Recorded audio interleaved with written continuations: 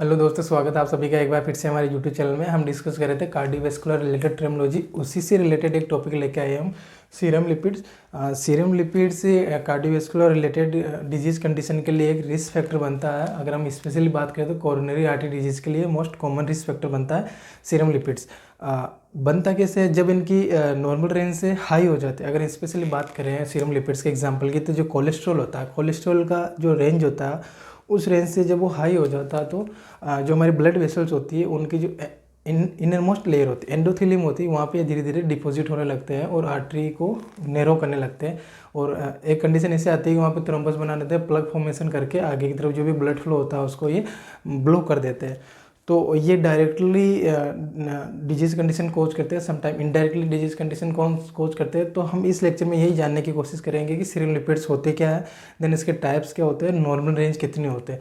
देखो, किसी भी प्रोफाइल की अगर हमें नॉर्मल रेंज पता होगी तो देन आफ्टर ही हम स्पेसिफाई कर पाएंगे कि वो प्रोफाइल या जो भी हम देख रहे हैं, जैसे यहाँ पे लिपिड देख रहे हैं तो लिपिड हाई रेंज में है या लो रेंज में है, तो वो हमें एक बार नॉर्मल रेंज पता होना मस्ट है। तो स्टार्ट कर लेते हैं हमारा लेक्चर, सीरम लिपिड्स।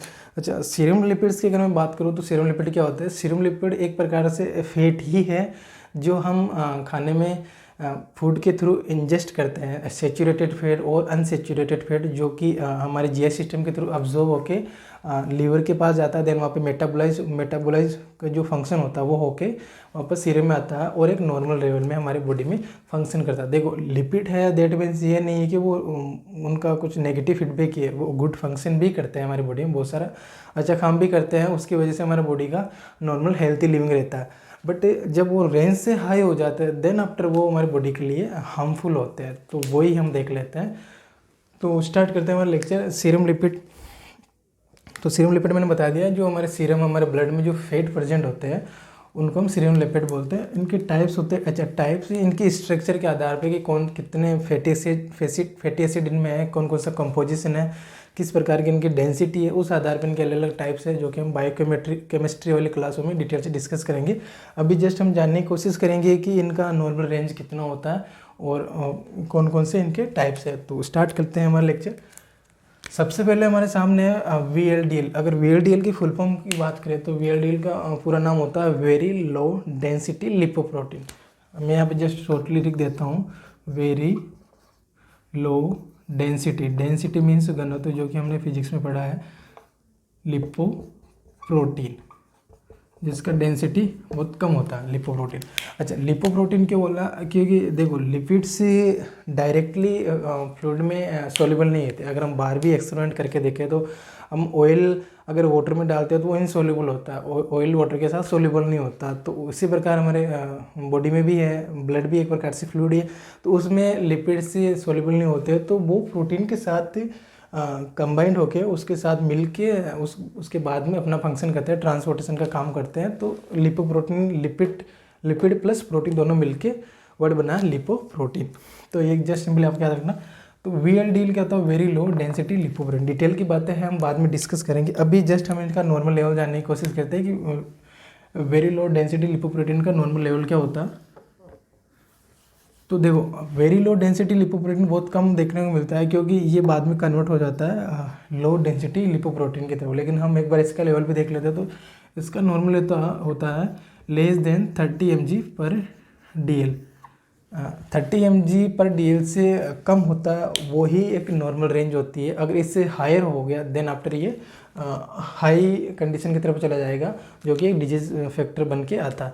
अच्छा, जो भी मैं यहाँ पे आपके सामने वैल्यू या रेंज रखूँगा वो अकॉर्डिंग टू बुक्स रहेगी। अलग अलग बुक्स में अलग अलग वेरीज करती है, बहुत सारी बुक्स में रेंज में कुछ प्लस माइनस चलता है, तो वो आपको अपना एक व्यू बना के रखना है। अभी जस्ट हमें एक एवरेज आइडिया हो जाए कि कितना रेंज होता है। मैं स्पेसिफिक नहीं बोल रहा हूँ कि VLDL 30 mg/dl ही होता है। देखो, according to body structure, according to lifestyle person की, उसका एक डेली रूटीन के उस आधार पे भी ये वेरीज करते हैं, बट एक जनरल आइडिया हमें होना चाहिए, तो वो ही हम बताने की आपको कोशिश करें। नेक्स्ट है हमारा LDL का low density lipoprotein. Low density lipoprotein, और इसके अगर नॉर्मल रेंज की बात करें तो इसका नॉर्मल रेंज होता है less than 130 mg/dl। mg/dl 130 mg/dl से कम होता है, वही नॉर्मल क्राइटेरिया होता है किसका, लो डेंसिटी लिपोप्रोटीन का। नेक्स्ट है H D L high density lipoprotein. देखो डेंसिटी जिस लिपोप्रोटीन की अच्छी है वो हमारे लिए बॉडी के लिए अच्छा लिपोप्रोटीन है, अच्छा फैट है। इसी आधार पे गुड इसको एच डी एल को हम गुड लिपिड्स भी बोलते हैं। हमारे बॉडी में ये अच्छा होता है एच डी एल, क्योंकि इसकी जो डेंसिटी होती है वो ज़्यादा होती है। तो इसका नॉर्मल लेवल कितना होना चाहिए हमारे बॉडी में, तो इसका मेल फीमेल के अकॉर्डिंग होता है। मेल में इसका माना जाता है 50 mg/dl से ज़्यादा होना चाहिए, एंड फीमेल में 40 mg/dl से ज़्यादा होना चाहिए। बहुत सारी बुक्स में 60 mg/dl भी लिखा होता है। ये तो गुड कोलेस्ट्रॉल है, गुड लिपिड है हमारे बॉडी में, जो कि जितना ज़्यादा होता है उतना ही अच्छा रहता है, क्योंकि ये जो बैड कोलेस्ट्रॉल होता है उसको रिप्लेस करके या उसको ट्रांसफर आउट करके एक्सक्रीट आउट करने का काम करता है। तो ये तो जितना ज़्यादा रहे वो हमारे लिए बॉडी में अच्छा है। तो इसका नॉर्मल रेंज 50 mg/dl और 40 mg/dl फीमेल में होता है। सम बुक्स में 60 mg/dl भी लिखा हुआ। नेक्स्ट है हमारा ट्राइग्लिसराइड। ट्राइग्लिसराइड भी एक फैट का ही प्रकार है। इसका नॉर्मल रेंज की अगर बात करें कि ट्राइग्लिसराइड का नॉर्मल रेंज कितना होता है, इसका होता है लेस देन 150 mg/dl। देखो एक ही यूनिट की बात करें, यहाँ पे भी हमने mg/dl मिलीग्राम पर डेसीलीटर की बात करें, यहाँ भी देखो कॉमन ही में इनका यूनिट यहाँ पे नोट करो। अलग अलग यूनिट में अलग अलग वेरीज करते हैं। अभी हम ओनली mg/dl में, dl डेसीलीटर मीन्स क्या, 100 ml। अगर मैं इसको वैसे भी लिख सकता हूँ mg/100 ml, dl मीन्स होता है डेसीलीटर मीन्स 100, तो 100 ml में mg के आधार पे हम इसका यूनिट देख रहे थे। अभी आपको mg/dl में ही सारे यूनिट याद रखना। तो ट्राइग्लिसराइड का नॉर्मल रेंज कितना हो गया, 150 से लेस देन होता है हमारे बॉडी में। अब इससे ज़्यादा है तो वो फिर फर्दर डिजीज कंडीशन की तरफ कोच करेगा या रिस्क फैक्टर होगा हमारे कार्डियोवैस्कुलर से रिलेटेड। तो एक नॉर्मल रेंज हमें पता होना चाहिए। नेक्स्ट है कोलेस्ट्रॉल। कोलेस्ट्रॉल की रेंज की बात करें तो इसका रेंज होता है 200 mg/dl से कम। 200 mg से ज़्यादा हो गया देन आफ्टर ये हायर रिस्क फैक्टर की तरफ जाएगा, क्योंकि इसका लेवल बढ़ गया। मोस्टली कोलेस्ट्रॉल ही हमारी बॉडी में डिजीज कंडीशन कॉज करता है। कोरोनरी आर्टरी डिजीज़ का जो मोस्ट रिस्क फैक्टर होता है वो, हम अगर स्पेसिफिकली बात करें जो भी हमारे सामने लिपिड्स है उनमें से, तो कोलेस्ट्रॉल एक स्पेसिफिक लिपिड्स होता है जो कि कोरोनरी आर्टरी डिजीज़ के लिए मोस्ट कॉमन रिस्क फैक्टर होता है। इसका लेवल कितना होता है, लेस देन 200 mg/dl। नेक्स्ट है फॉस्फोलिपिड। देखो यहाँ पे लिपोप्रोटीन थे, उसी प्रकार से यहाँ पे फॉस्फोरस प्लस लिपिड्स बन के मिला फॉस्फोलिपिड्स, जो कि अगर इनके फंक्शन की बात करें तो जो हम जब डिटेल से पढ़ेंगे तो जो सेल होती है उसकी मेम्ब्रेन होती है, वहाँ पे ट्रांसपोर्टेशन का काम करते हैं फॉस्फोलिपिड्स, बाद में हम डिस्कस करेंगे। तो इसका नॉर्मल लेवल कितना मानते हैं, इसका नॉर्मल लेवल की रेंज में हम पढ़ते हैं 150 to 300 mg/dl। इसका नॉर्मल रेंज होता है किसका, फॉस्फोलिपिड्स का। ये भी आपको याद रखना है कि फॉस्फोलिपिड्स हमारे बॉडी में कितना होता है, 150 to 300 mg/dl।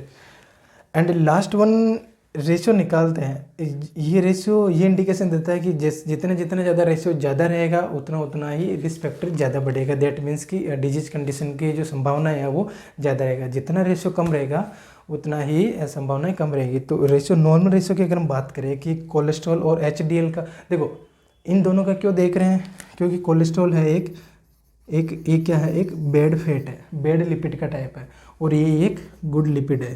तो इन दोनों के बीच में रेशियो, अब इसकी क्वांटिटी बढ़ गई, इसकी घट गई, दैट मीन्स कि इसकी क्वांटिटी बढ़ गई, बैड कोलेस्ट्रॉल बढ़ रहा है तो रिस्क फैक्टर बढ़ रहा है, और ये बढ़ रहा है समटाइम, ये बढ़ रहा है एचडीएल और ये घट रहा है, दैट मीन्स क्या हो गया कि एचडीएल की क्वांटिटी बढ़ रही है, दैट मीन्स रिस्क फैक्टर कम हो रहे। तो इस प्रकार से इनका रेशियो देखा जाता है जब हम लिपिड्स प्रोफाइल चेक करते हैं हमारा बॉडी का, जो कि आजकल एज ए रूटीन चेकअप बन चुका है। तो उस टाइम हम देखते हैं तो नॉर्मल क्या रेशियो रहता है एक बार देख ले। अगर हम यहाँ से भी वैल्यू रख के देखें तो जैसे लिपिड है, सॉरी कोलेस्ट्रॉल है, कोलेस्ट्रॉल का कितना है 200 है, एंड हमारे एचडीएल का कितना है 50। अगर इसका हम रेशियो काउंट करें तो रेशियो कितना हो जाएगा 4:1। तो 4:1 रेशियो है होता है नॉर्मल रेशियो किसका, कोलेस्ट्रॉल और एचडीएल का। अब ये रेशियो बढ़ जाता है 5:1 हो गया, 6:1 हो गया, या 8:1, 7:1, जैसे जैसे हाई होता जाता है वैसे वैसे डिजीज कंडीशन का रिस्क बढ़ता जाता है। तो इस रेशियो से भी अनुमान लगा लेते हैं कि बॉडी में किस प्रकार के लिपिड्स का लेवल ज़्यादा है, और अगर लेवल ज़्यादा तो हमें कोरोनरी आर्टरी डिजीज़ या हार्ट से रिलेटेड या बहुत सारे अदर डिजीज़ कंडीशन, अगर हम अदर सिस्टम की बात करें तो वो होने की संभावनाएं हैं। तो उस अगर हम रूटीन चेकअप कराते हैं तो हमें आइडिया हो जाता। देन आफ्टर हम अपना जो लाइफ स्टाइल होता है, हमारा रूटीन होता है, वो हम चेंज कर लेते हैं। जो हमारा फूड स्टाइल होता है वो हम चेंज कर लेते हैं, और जो भी ये लेवल होता है, रेशियो होता है, उनको हम नॉर्मल रेंज में लाने की कोशिश करते हैं।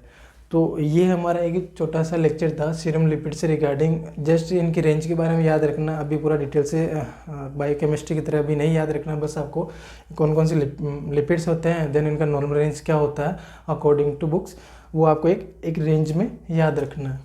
तो ये हमारा आज का टॉपिक है। इसमें किसी भी प्रकार का आपको डाउट है तो आप हमें कमेंट करके बता सकते हैं।